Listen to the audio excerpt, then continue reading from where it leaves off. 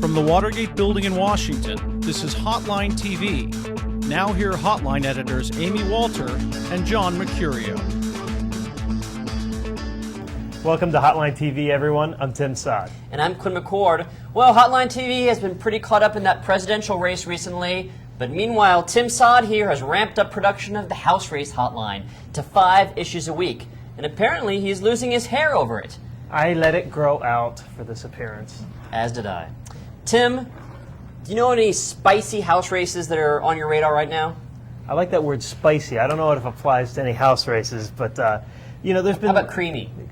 Even worse. There's been a few, you know, as we've gone through these first couple primaries, there's been a few interesting primary races, but the spicy, as you would call it, races right now are going to focus on special elections coming up on March 8th, which is next, March 11th, 8th on next Saturday, and that's in Illinois 14, where Republicans were very happy to get Jim Oberweis, dairy magnate, you know, run 4 or 5 times. So does Creamy. Exactly. Well churned. And he's run several times. He was able to self-fund his own race. They wanted that. They needed that, so they wouldn't have to pump any money into that race. But this is a Republican district, so it's Denny Hastert's district. Why is it competitive? It's competitive for the Barack Obama factor. Republicans and Democrats almost voted in equal numbers during the White House primary a couple weeks ago, and so that, you know, there's a groundswell there that it's a Republican district, but it's not an overly one. So, you know, it's a possible Democratic pickup. Still, you know, it's not, you know, it wasn't on the radar. It's uphill, though. But it's still there. Bill Foster came out with a poll today.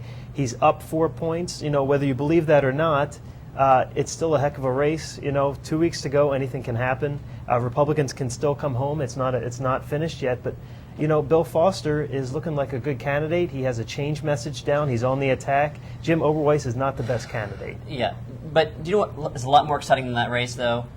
We here at the Hotline are so excited about the Nebraska Senate race because Scott Klebb is in. Our jeans are getting tighter as we speak. And in fact, I'm staying away. That famous photo of Scott Klebb in the cornfields, that is actually Tim's body with Scott Klebb's head photoshopped on top of it. So we are considering legal action. We paid for that. Yeah, I paid for that, actually. Yes, and this is a race where the Democrats were so desperate to get one candidate. Well, now all of a sudden they have 2, and it also is a pretty uphill race for the Democrats, to put it mildly. But it's one of those situations where it's so uphill. You know what? Having a primary probably can't hurt very much. Absolutely. It will give both Democrats, both of whom are not well known statewide. Isn't one of them a former Republican?